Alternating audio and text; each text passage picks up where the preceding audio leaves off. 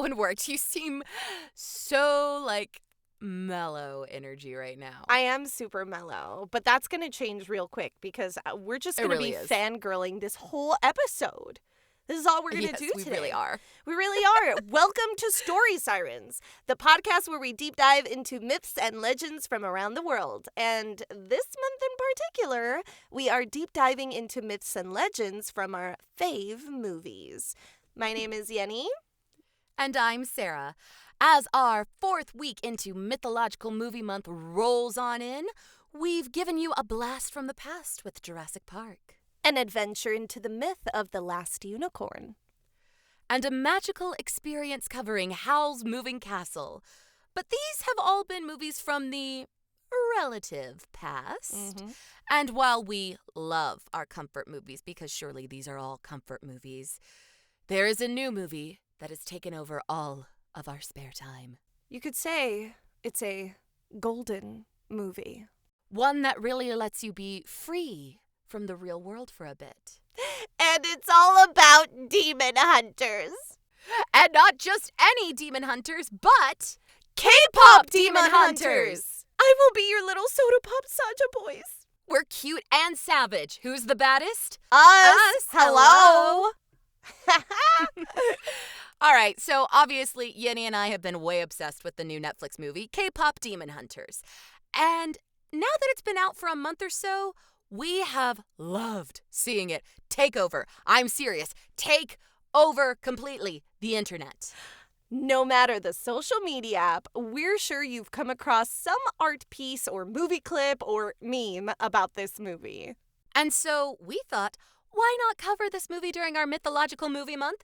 Because while this film has catchy songs, a love story that makes me cry, and a beautiful tale of friendship and acceptance, it is also filled to the brim with Korean mythology.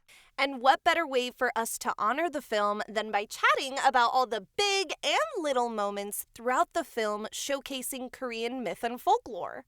Unlike our past weeks where we've summarized the films, we're pretty sure you've already seen this film at least once. I've seen it twice in 1 week and have the playlist on repeat, so. I'm not even surprised because, same. We'll be solely focusing on the folklore sprinkled throughout the movie, explaining the particular scene in which we find that one myth or legend.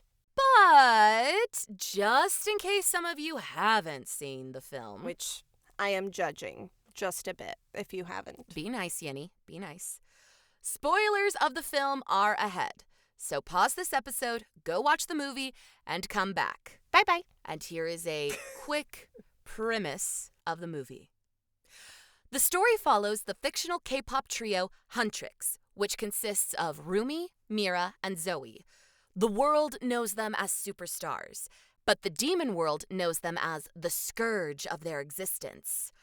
Following the example of generations of musical demon hunting trios, the girls use their songs and their weaponry and fighting skills to protect the world from demons, especially the powerful and manipulative Guima. Their music unites the souls of all who listen, and the unity of the people through music creates a protective barrier against the demons called the Honmun. Things are going wonderfully for the girls, until a rival boy band appears and starts to steal the fans' attention away from Huntrix. Mm-hmm. In reality, the boy band is actually a group of demons sent by Guima to defeat the girls and capture the souls of the fans to feed to Guima. And while all this is happening, Rumi, the leader of Huntrix, is suffering from a terrible secret she has kept hidden from her friends. She is half demon. Kind of hot. Right? Rumi believes that by creating the golden Honmun, the demons will be driven away for good, and her demon blood, evident by the markings on her body, which are also kind of hot, right, will be purified. But she doesn't trust her friends enough to tell them about her secret. It's dramatic and so sad. Oh, Sarah, I would trust you with my demon markings. I would trust you too. I'd be like, look at these, and you'd be like, that's kind of hot. Yeah, that... I'd be like, all right, cool, great. That's exactly what I would say. I love it. And I would say yours are kind of hot too. I know. Oh my God, imagine if I had demon markings with these nails, guys. You hussy. These are my little, what we call, slutty in Miami is puta. But yes. But we say it like nice. Oh my God, you're such a puta. But yes, for those of you who are only listening to the podcast, Yinny, Little Miss Queen of like iridescent and pearly and pink nails, currently has like these flaming red nails for a show she's about to do. Yes. And every time she moves her hands, I can tell she's like, oh my gosh, what's that? I know. I do look like a little hussy. But I'm in my pooty era, even though I'm like literally about to get married, but it's okay. You're literally about to get married. Yes, absolutely. 100%. All right. Let's go ahead and look a bit deeper into the elements of the film and not my nails. Shall we? Great idea. As explained by Sarah, the girls, Rumi, Mira, and Zoe, are demon hunters. But what if we told you there is something close to this in real life? Ooh. Meet the Korean shamans, Mudang. Now, real quick, we're going to be attempting to say Korean names because we want to honor the actual Korean names. Please. Yes. If you are Korean, I Bear am with so us. sorry. We are so sorry. We are trying. We are trying. And we also realized that like shamanism isn't the exact like one-to-one translation of the Korean folk religion that K-pop Demon Hunters is based off of, but we don't really have a better word for it in English. Yeah. So here is the closest that we can equate it to. Yes, thank you. Shamanism in Korea is over 5,000 years old. Some historians agreeing it helped shape Korean culture today. Mudangs, while primarily female, are believed to be spirit mediums, performing rituals called gut, which involve singing and dancing to exorcise malevolent spirits from homes and the land. They would also be hired by families to help the souls of the recently deceased move on, as it was believed that the spirit of the newly dead would be confused and lost. The Mudang would guide them towards the afterlife. Then, as part of the ritual cleansing, the family would get rid of the belongings of the dead so that they would have nothing be tied to the physical world, which happens a lot, even in other cultures too. We've actually discussed quite a few guides to the afterlife in different cultures already in this podcast. And they all, while a little bit different, they do have some similarities. Yeah, I do. I would just like to say briefly, I love how in Western culture we have so many stories of haunted objects and ancient objects and everything because we do hold on to those objects for so long, like they pass generationally. Whereas, right here I can see like, oh yeah, this is why we don't have a problem with haunted objects because the person who owns them died. Get rid of it. Get rid of it. Gone. So there's actually two ways to become a mudang. Being born into a shaman family, known as susup mudang. Again, I'm sorry, I tried. Or by way of a mystical experience that deems you've been chosen by the spirits, called gansing mudang. Again, I tried. Ooh, that is way cool. So, you kind of have like sort of that chosen one moment. Oh, yeah. You imagine you just wake up and the spirits are like filing their nails, their bright red nails like mine, and they're like, oh, girl. Welcome to the club. Your life is about to get so interesting. Yeah, and not by choice. Now, hereditary shamanism seems to be the case for the members of Huntrix, Rumi's mother being a previous K-pop demon hunter. And the girls are tasked by their mentor, Celine, to create the Golden Honmoon and forever seal away demons. Each member of Huntrix has a classic Korean weapon for fighting demons. Rumi wields a sword known as the Saijom, or the Four-Tiger Sword. These swords were not actually designed for combat, but for ceremonial use to ward off evil. Zoe uses throwing knives that were originally associated with mudangs, and they were also ceremonial weapons, being used to help create a barrier while the mudangs would sing and dance. And finally, Mira wields a Korean waldo, or moonblade. It was a lightweight weapon that was easy to use in combat. Proficiency in the waldo was necessary for any Korean military member to be promoted to a higher rank. In the film, we see each of their weapons are decorated with filigree-like patterns. There's been some debate online forums as to whether those patterns were constellations or protective charms, but what we do know for sure is that, like all the details in this movie, those patterns have a purpose. In Korean shamanism, there is the belief that the soul ascends and the body remains on earth. While there is no such thing as a honmun in folklore, the wordplay used seems to be an ode to Korean shamanism and purification. The word hon means soul, while the word mun means gate or door. At the end of the movie, Huntrix performs a cleansing ritual which creates a better kind of honmun, one that helps the demons pass on, rather than just trap them. We'll go ahead and we'll talk about this again a little bit later in this episode as well. This ties in well with the gut ritual Mudang's hold. While there are private gut ceremonies, there's also larger ones where the whole village is involved. The point of the ceremony can be to wish for a good harvest, to pacify deities and the dead, and even pray for peace. The system of the Golden Honmun, what has been the previous goal of the movie, no longer works. The world needed purification, not another barrier. So the rainbow/iridescent Honmun was created by the end of the film. Rumi could not exist in the world of the Golden Honmun, and the demons and ghosts would never find peace. It would just be a barrier, and it would not be a purification process that allows everyone to move on. Mm-hmm. Remember Rumi's final words to Celine? If this is the Honmun I'm supposed to protect, I'm glad to see it destroyed, when referring to the Golden Honmun. This signifies the change in dynamics from exercising to purifying. And in the end, the power of the audience's soul is what gives the girls new strength and outfit upgrades. Again, I love there are magical girl motifs in this film. Yes. That just, Now, the audience helping out is also something that is used in many guts. The audience plays a part by singing and dancing, which we can see through the help of the audience in the film and their souls really giving them extra powers. So it's a very, very cool thing. I love And that. honestly, it's the reason why they're able to beat Gima. Now, on the topic of Gima, aka the evil spirit and antagonist of the film, the word gi means ear, while ma has several meanings, one of which is to cover. One of the direct translations we found for Gima means earmuffs, which seems appropriate since Gima has the power to make the characters, such as Junie, hear his shame over and over again, My baby. as well as take it completely away. Alternatively, gi may also come from guishin, which means ghost.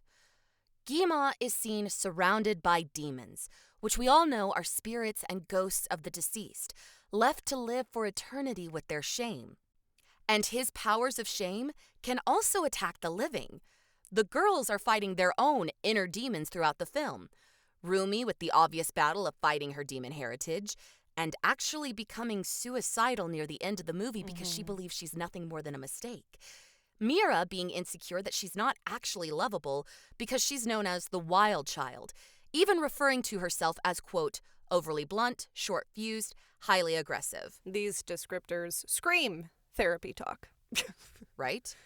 And Zoe feeling split between her Korean and American life and seeing herself as nothing more than the weird kid. Oh, my poor girls. Right? And Gima even keeps literal incarnations of shame in his presence. Guishin are spirits that are usually seen weeping or filled with distress, which the movie shows with the crying demon seen to be Saja Boy's #1 fan. There's a particular scene in the film where the girls are fighting a plethora of water demons at the bathhouse. Mulgishin in Korean folklore are water ghosts or spirits. And it's actually really sad because these are people who've drowned, be it by despair or accident. Oh my gosh, that breaks my heart. And you'll see again that weeping demon in the bathhouse scene. So they tried, it's just again like the little bits of folklore that they place in is just so well done. So well done. Yeah, because this one character is constantly crying And in front of the weeping. Saja boys because he's so excited. He's just weeping. But that is actually the kind of spirit he is, too. Yeah. He is a mourning spirit. Yes. Now, circling back to the Saja boys, let's Yes, talk please. about our new fave fictional K-pop boy band, shall we?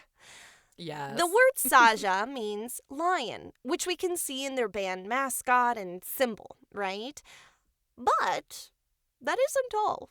Saja actually comes from Josung Saja, aka the Korean Reaper. Josung Saja wore a black horsehair hat and black hanbok, which the Saja boys, Jinu, Abby, Romance, Mystery, and Baby, are all seen wearing when the audience first meets them, as well as at the end when they perform Your Idol. Josung Saja guide the deceased to the afterlife. And during their final performance, we see the Saja boys guiding the audience to Gima. Who's your fave, by the way? I'm a Jinu girly. Jinu girl, 100%. But as I do personally prescribe to the fan theory that the Saja boys were their own group and then Jinu just kind of was like, hey, you're going to help me with this. Okay. My second favorite would be Abby. He got them abs. He does. Exactly. So, all right, Yenny, I feel like we finally have somewhat the same taste in fictional men. For once. Just because, look at this. Look at this. Now, talking about the leader of the Saja boys, like I just mentioned, Jinu was a poor musician from the Joseon dynasty. He was specifically from 1600s Korea, a time of famine for commoners. Now, for context, right before this time in the 1590s, Yi Sun-sin, a military leader and admiral, created the turtle ships. Somewhat similar to the U.S. Ironclad ships. And helped stop the Japanese invasion of Korea. Big deal. Big deal. Big deal. So the 1600s came around, and there was this surge of writing, artwork, music, new philosophical ideas. It was a Renaissance period for the rich people in power. Can I just interject real quick? This person, Yi Sun-shin, there's actually a K-drama that I absolutely love, and it's called You Can Do It, Lee Sun-shin. And it's with IU. She's an amazing K-drama actress. You guys have to watch it. It's old, but it makes you cry. You can continue. I love it. There's also, and of course, on the less fantastical side of it, there's also a statue of him in Seoul, I believe. There you go. So, cool dude. Like, look him up. If I could have fit more information about him in this episode, I would have, but it doesn't entirely fit. You were it was not just allowed. Set in the stage. I was not. When Jinu made his deal with Gima to lift himself out of poverty, he was taken into the royal court, which was filled with scholars. The scholars of this time period worked closely with Chinese scholars. So Jinu would have transitioned out of his original belief system and ideals in Korean folk religion/shamanism and would have moved into the ideals of Confucianism. This would mean at the time of Jinu's death, no mudang would be hired to help him move on into the afterlife. There was no ritual for Jinu's passing. And while I can't confirm this, I believe Jinu's bipa, the traditional Korean lute he plays when we first meet him in the underworld, is his bipa from his life. Oh. Again, that should have been disposed of, but now it helps Gima keep Jinu's soul tethered to his shame. Oh, wow. Make me cry, why don't you? I know. We're all just a bunch of, Jinu giving his soul to Rumi in order to defeat Gima at the end of the movie is honestly bittersweet. And also, I need that full song that he sings in the beginning. They need to. Right. They need right. to. Which is sung by his actual voice actor and not his singer. Yeah. Yeah. And also his voice actor was a trainee to be a K-pop star. And when the K-pop star path did not work for him, he transitioned into acting, and now he's a huge acting star, which is fantastic. Yeah. It works out. But I know some people are really unhappy with the fact that by the end of the movie, Jinu gives his soul to Rumi so that they don't necessarily have their happily ever after. But again, that's kind of the whole point of the movie is he is able to move on. His soul is purified. He's able to finally have peace. Yes. And so, of course, we want to see the two live happily ever after. But Jinu regrets his past where he abandoned his mother and sister in order to pursue power and luxury. He can't fix the past, but he can help fix the present, and by extension, protect the future by helping Huntrix defeat Gima. Another timeline detail. In the film, the background art / set design during the live performance of Golden looks very much like art that was popular during the Joseon dynasty in like imperial courts. And in fact, during the music video, we see Rumi on a Joseon dynasty era throne. Mm-hmm. So we see, that time period art woven throughout the movie, not just with Jinu being from that time period, but things being reflected around the time of his purification. Mm-hmm. And, of course, as another brief aside, Jinu's poor abandoned mother and sister, they appear at the very beginning of the film when we meet the first hunters, and they're saved by them. So, Jinu's whole family is saved by hunters, including Mother, himself. daughter, and son. I know. Oh, I can't. Oh, I love it. I love it. And before we move on to the next point, I do want to say, again, with the whole purification and shame and inner demons and all this sort of stuff, and the golden Honmoon versus the iridescent rainbow Honmoon, this touches on the theme that you can't combat hatred with hatred. Like the Huntrix realizes that they have to combat it with love and unity, and they have to work as a singular force, because otherwise Gima's going to drive them apart and rip them apart and just fill them full of hate, which, as Jinu says at one point in the movie, if hate was enough to defeat Gima, I would have done it years ago. Okay, all right. I'm good. I can't. I love this movie. Okay, let's stick with our husbando for just a little bit longer. My heart can't take it. And let's talk about Jinu's sidekicks for a second, which I absolutely love. He has animal sidekicks. I love it. Sussy, the three-eyed bird, because he's definitely sus. And his tiger spirit, Derpy. Oh, he's so derpy. Oh, yeah. Well, we couldn't find anything about three-eyed birds in Korea. There is a three-legged bird, the samjoko. The samjoko is known to be a powerful symbol in Korean culture. It's three legs representing heaven, earth, and humanity, which I think kind of go very well with the movie. Yeah. And also, Sussy could be a magpie. He very much looks like a magpie. Yeah. Magpies were sometimes thought to be messengers in Korean folktales, which is perfect for the role Derpy and Sussy play in the film as they pass notes between Rumi and Jinu. I love it. If you think the pairing of a tiger and magpie are odd, we're here to tell you that it's actually not. Not at all. Hajakdo / Jakodo is a Korean folk art painting known as minhwa that depicts a tiger and magpies. This painting, like most minhwas, were done anonymously and were very popular in the 1600s. 1600s! Exactly. Remember Sarah's love rant of Jinu. It was during Jinu's lifetime, and we're going to see a lot of Joseon dynasty pieces throughout the movie, which all it's a beautiful way of interweaving Jinu and these timelines and Rumi's life. It's just I love gorgeous. It.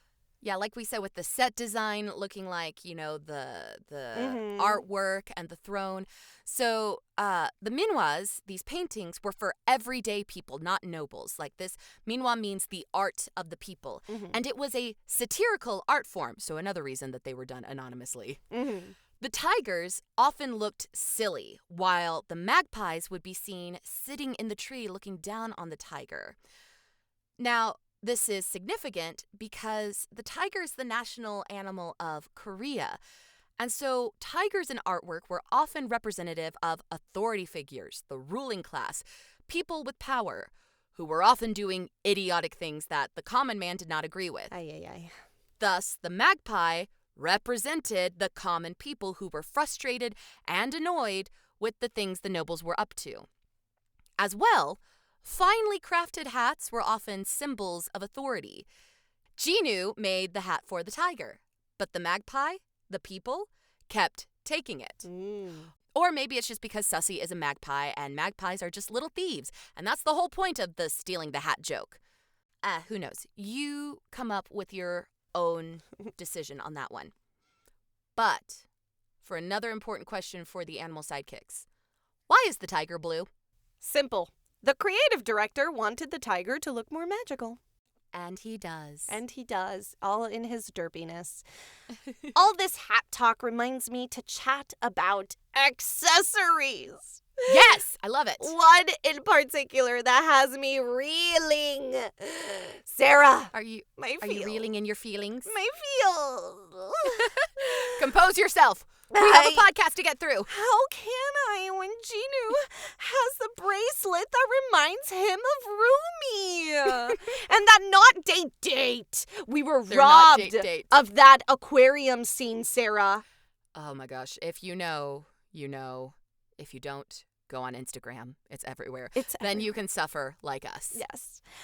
It should be no surprise that even the bracelet scene in this film holds some Korean folklore. Of course it does. Did you notice how the bracelet has a distinct decorative knot? Well, knotting, known as maedop, which I'm not sure if that's how you say it, I'm so sorry, maedop, was first used for fishing nets and agricultural tools, but later evolved into decorative knotting, known as maedopjang.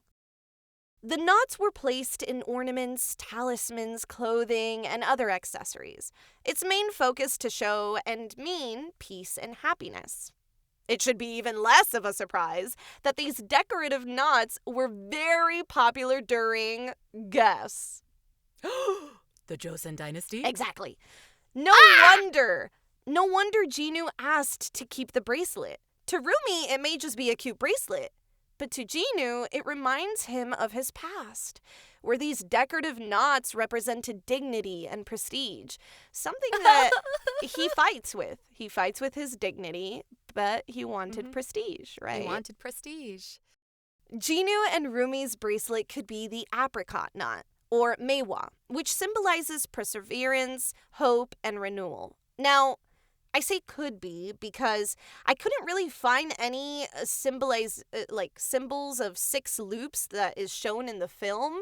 The knot is literally 3 loops on top and 3 loops on bottom. Yeah. If any of you listeners are well informed about these decorative knots, please let us know. We would love to know. And we just also want to tell you that we love them. Okay? We love them. Ruginu for life, okay? I'm obsessed, and I believe that Gino is still alive. Me too.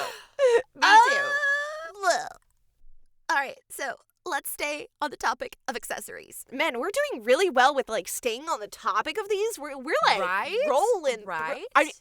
Are we podcasters? Are we podcasters? Oh my God. What? Have we gotten used to each other's style of writing where one of us just does bullet points of everything and the other one goes in and organize? Yeah, can you figure out which one's which? You'd never guess. We do a really good job. It's never the same. It's never the same. All right. So on the topic of accessories, each member of Huntrix wears a norige, an ornament or accessory that is traditionally worn on hanbok. Noriges can be a fashion accessory or a good luck charm. The character designer of the film, Uni Cho, who you can find on X at Jone5064, I am so sorry if I mispronounced that, explained in a post on X how each norige was customized for each member of Huntrix. Rumi's has a traditional shape, as she was raised by Celine to adhere to the traditions of the hunters. It is woven out of light purple and dark purple thread, showing the combination of her human and demon traits. It also has the outline of the Huntrix logo incorporated into it, showing how much of her identity is rooted into her being a hunter. The character designer also said Rumi's norige was heavily inspired by Sailor Moon. Yes, I love my Sailor Scout references, okay?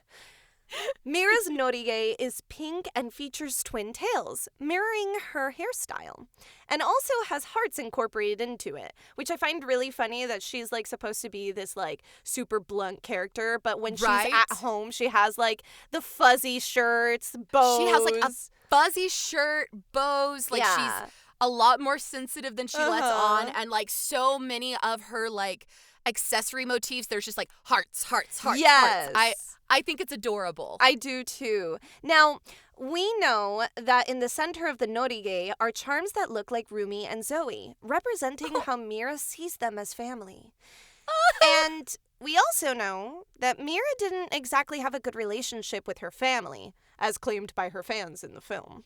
Right. And has a lot of insecurities about being left or alone. In fact, Rumi at one point gets angry and tells her that, and we really do see Not everything's hurt. about your insecurities, Mira.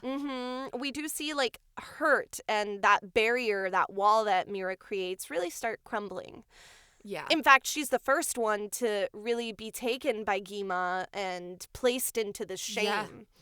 So the character designer wanted Mira's norige to be regal, glamorous, and bold, like she was. Or like she wanted to portray herself as. Appear. Mm-hmm. Yeah. But there's still a heart and her friends, which are her heart, in the center of it. And Zoe's norige is bright yellow and features her name spelled in beads, kind of like those little bracelets we all made as kids. Because remember, Zoe grew up in America. Right. And it also has rabbit charms and a turtle charm. Throughout the movie, we see Zoe's interest in turtles. Her pajamas are turtle-themed, and she has supposedly saved hundreds of turtle videos to share with her girls while they're having couch time. Couch, couch, Couch, which, mood. Mood. The bunnies are also perfect for her, as she is the most energetic member of the group. The two animals together reflect her fear of not being good enough, but also being too much. The character designer wanted to focus on making Zoe's norige childlike, bright, and fun, and also reflecting how she has to break out of her shell. Yes.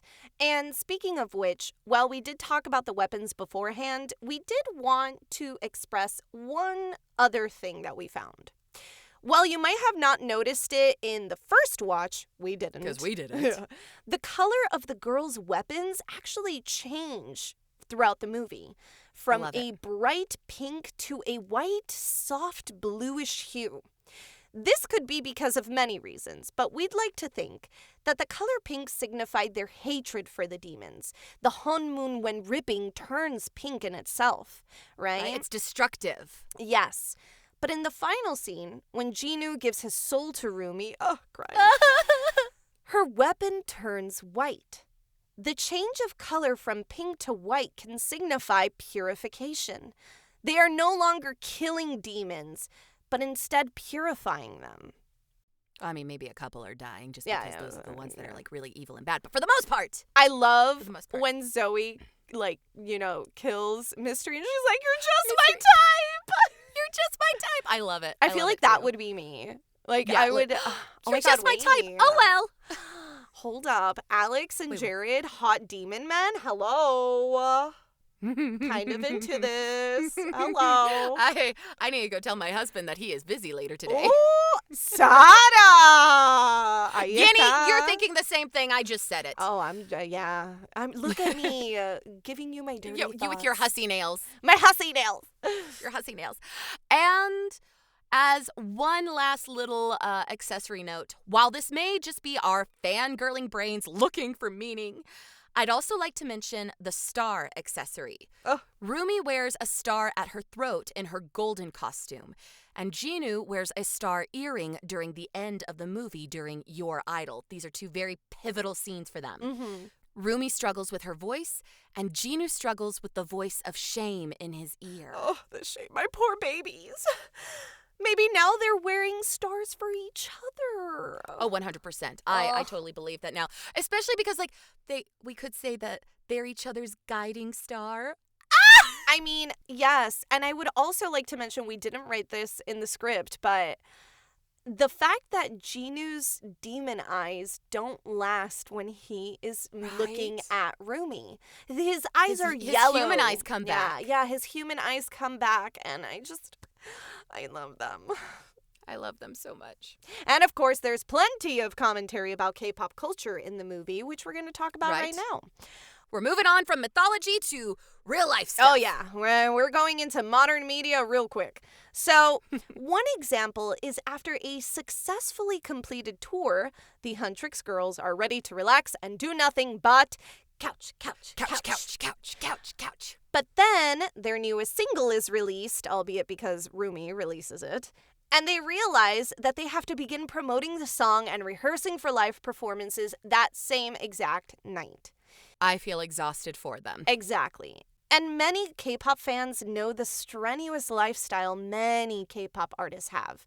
Rumors of contracts with day-to-day schedules, clauses regarding their ability to date, and many other pretty red flag details just show how crazy of a lifestyle these, honestly, basically kids have to live, all for fame and fortune, which doesn't really last that long.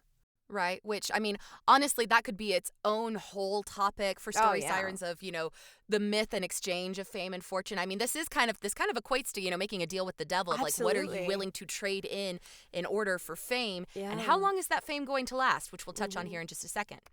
So, for the Saja boys in the film, each member of the band is essentially reduced to an archetype found in many boy bands. It's a full-on commentary. Jinu's name translates to leader, and the rest of the boys are literally named after their roles in the group. Abby, a.k.a. Abs, the hot one of the group, who is probably the most sexualized. Romance, the member who always shouts out to the fans and is probably the one who is, shipped with the most people. Mystery, whose face is covered and never speaks throughout the movie. And Baby, the deep-voiced rapper of the group who has a youthful appearance and whose only spoken line in the film is "Goo Goo Gaga." Ah, yes. And of course, these reductions in personality reflect the reductions of actual people in K-pop groups, from being infantilized, over-sexualized, denied privacy, and being the object of obsessive parasocial relationships. Yes, which is not too far off from boy bands in America. I mean, For sure. Backstreet Boys and NSYNC were like in our era, in our time, were like gods. They were deities to a lot of people. Yeah. You don't even have to go that far back into the past. One Direction got that One Direction was same, huge. thing. It's very unfortunate what these men and women have to go through. Yeah. So for both groups, Saja Boys and Huntrix, there's also the issue of stealing fans from one another, something that also happens all the time in the real world of K-pop. And since the idol world can be very unforgiving, many bands are expected to hand over their fan base to newer, younger K-pop groups. Let's not talk about how the retirement age for female idols is usually around the early 30s. Or the fact that one of the most fictionalized aspects of the K-pop Demon Hunters movie was the girls carb loading before a performance. Relatable, loved it, does not happen in real K-pop. Let me tell you something. Those rumored clauses seem less like rumors and more like complete exploitation of these individuals. Like, I can't even. Yeah. Now, on a lighter note, this movie took 9 years to make, people. And only 1 hour and 35 minutes to devour, cry, and then rewatch. Right? Plus about 30-ish minutes for two 30-something-year-olds to start deep diving into. Like, I'm pretty certain Yanni and I watched this, and we texted each other. We're like, we're covering this, right? We're covering it. Start researching. Oh, my gosh. Yeah. On to modern media before I cry over the fact that we are retired K-pop artists before being able to be K-pop artists. Right? Oh, right? Not okay. I'm bummed. Oh, well. Modern media. And this is one of my favorites. The virtual band KDA is a K-pop group consisting of the Riot Games League of Legends characters Ari, Kaisa, Akali, Evelyn, and occasionally Seraphine. They debuted in 2018. I think they released their most recent stuff in like 2020, 2021. But yeah, they are all over my gym playlist because that's fantastic. Oh. The creators of K-pop Demon Hunters also created another huge Netflix hit, the animated show Kipo and the Age of Wonder Beasts. It strangely deals with a lot of the same messaging as K-pop Demon Hunters, as well as features a strong female lead and some fantastic music. One of the creators even said that, in their mind, K-pop's Derpy the Tiger and Kipo's Yum Yum Hammerpaw are related. And yes, that is how my cat, Kipo, got her name. And as one additional thing that I didn't write down, I saw some concept art for Rumi's parents drawn by the creators. And Rumi's mother looks just like Kipo's mother from Kipo and the Age of Wonder Beast. And I'm just like, I love them. Oh, I love them so much. Maybe they're they're half siblings. Crazy. I love it. Now, while this may be a bit of a stretch, there is a bit of correlation between K-pop Demon Hunters and the new Chinese animated series To Be Hero X. In K-pop Demon Hunters, the Honmoon is powered by the unity of the fans and the power of the girls' voices. In To Be Hero X, heroes are only as strong as their fans, and what those fans believe about their heroes can shape their lives for better or worse. It's a pretty cool series if you need more magic and mayhem to binge. Need more K-pop? I'm sure you do. From BTS, Blackpink, ITZY, Twice, Stray Kids, Monsta X, and Girls' Generation, throwback, there is no shortage of music to choose from. I think I first started listening to K-pop around 2012, and as it's become more popular in the last decade, it has been so much fun discovering more and more bands. Aww. And can't stop thinking about Huntrix or Saja Boys? Fear not. Catch their songs on Spotify. Currently #1. These are fictional groups that are surpassing BTS. Like, that's right? crazy. Like, what has happened? Shout out real quick to the artists. Eje, Audrey Nuna, and Ray Ami for Huntrix, and Andrew Choi, Neckwave, Kevin Wu, Samuel Lee, and Danny Chung for Saja Boys. Additionally, K-pop band Twice did a version of Takedown at the end credits. It's great. Yeah, it's so good. We had so much fun doing this episode. Let's real quick go into the siren call. Go watch K-pop Demon Hunters if you haven't. Right, like why are you even surprised? Mm-hmm. It really is a great movie with great music and a great message. It's a triple threat. Triple like, threat. Honestly, it is. It's an uplifting movie. I love it. Additionally, if we want to continue to enjoy original ideas like this, we need to show our support and watch these films. Let's let Netflix know that, yes, we want more. Yes, and Ryujinu, Zoistory, and Miro Maybe fans, let's hope for that sequel. I have so many ideas, so many theories of what could it be, because maybe Jinu is now her sword. Hello? That could be Cute. possible. I love it. Yeah. You know, there's do a y'all bunch want of to animes. keep talking? Do y'all want to keep talking about this movie? Or share your personal fan theories or details from the movie that we might have missed? Join our Discord server. Yeah. There's an invite link to the server in our show notes. So, with that, see you later. Bye. Thanks for listening to Story Sirens. You can follow us on Instagram at Story Sirens Podcast. Want to support us? Send us a cup of Ko-fi by searching ko-fi.com/storysirens. We've got lots of treats for those who become siren seekers. All research materials can be found in the episode summary. Music by Donald Guzzi and artwork by Alexis Torres. Story Sirens is a Feather and Fin production. See you soon.